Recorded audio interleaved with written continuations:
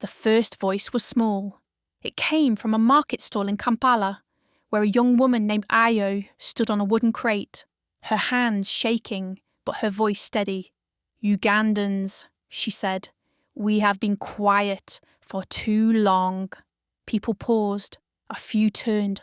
Most kept walking, but she didn't stop. "We raise up, not with hate, not with fear, but because this country is ours." That was how it began. At first, it was just voices, in taxis, in classrooms, in late-night conversations whispered over dim lights. People began to say things they had buried for years, about unfairness, about lost opportunities, about leaders who had forgotten them. No one called it a movement. Not yet. Then one morning, something changed. A teacher in Gulu refused to skip a lesson on rights. A group of boda riders in Mbarara rode through town wearing the same colour shirts. Fishermen on the shores of Lake Victoria began singing the same song. Low at first, then louder. It spread like sunrise. Not fast, not loud, but unstoppable.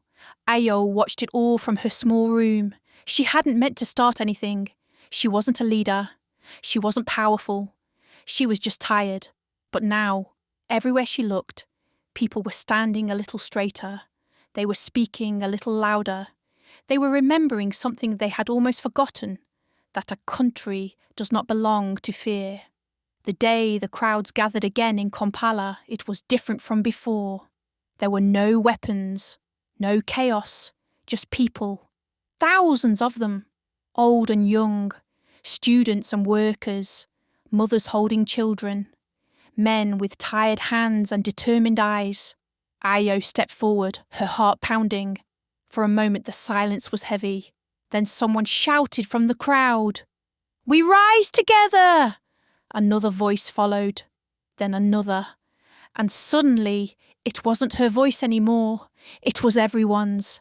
Nothing changed overnight.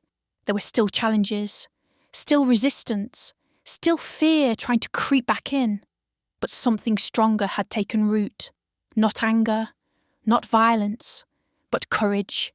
And in the days that followed, across villages, towns and cities, one message echoed.